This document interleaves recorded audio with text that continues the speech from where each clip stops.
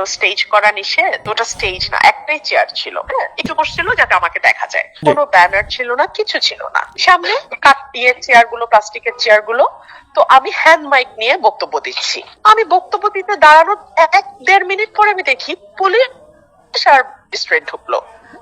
আমি খুবই অবাক হলাম যে এখানে তো কোনো আচরণবিধি লঙ্ঘনের কিছু হয়নি।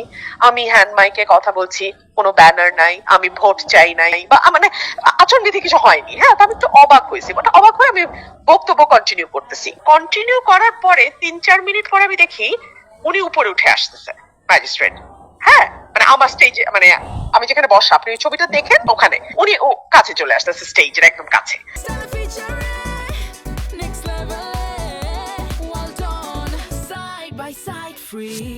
তো আসার পরে আমি একটু অবাক হয়ে তাকাইছি, বাট দেখে সব মানুষ তাকায় আছে, অবভিয়াসলি পুলিশ টুলিশ সহ উনি দাঁড়ানো, তো সবাই তাকায় আছে। তারপর আমি দ্রুত বক্তব্য শেষ করছি আর বলছি যে ইলেকশনের নিয়ম আছে, হয়তো কোনো একটা কিছু ব্যত্যয় হয়েছে, আমাদের ম্যাজিস্ট্রেট সাহেব এসেছেন, দেখি কি হয়। তো এটা বলে আমি বক্তব্য তাড়াতাড়ি শেষ করছি। আমি যা যা বলতে চাইছিলাম কিছুই বলতে পারিনি, তাড়াতাড়ি নেমে গেছি। নেমে আমি ওনারা জিজ্ঞেস করলাম, ভাই কি ব্যাপার?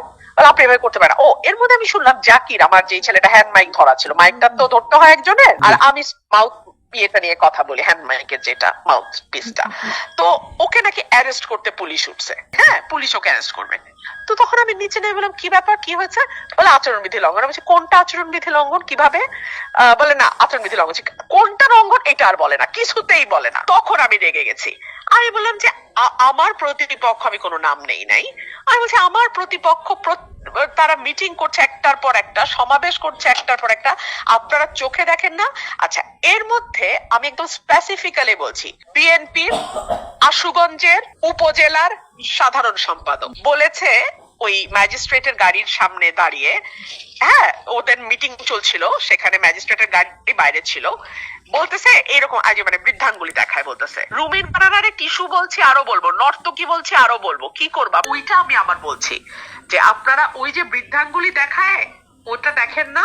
হ্যাঁ, ওই রেফারেন্স টেনে আমি বলছি যে ওরা যে প্রশাসনকে বৃদ্ধাঙ্গুলি দেখায়, একদম লিটারালি উনি দেখাইছে আর কি পুরা আঙ্গুল, যে ওইটাই আবার আমি দেখাইছি যে এভাবে যে দেখায়, ওটা আপনারা নজরে আনেন না। পরে আমি বলছি যেই দলের তাবেদারি আপনারা করতেছেন, ওই দল গত 15 বছর চৌকির তলায় লুকায় ছিল।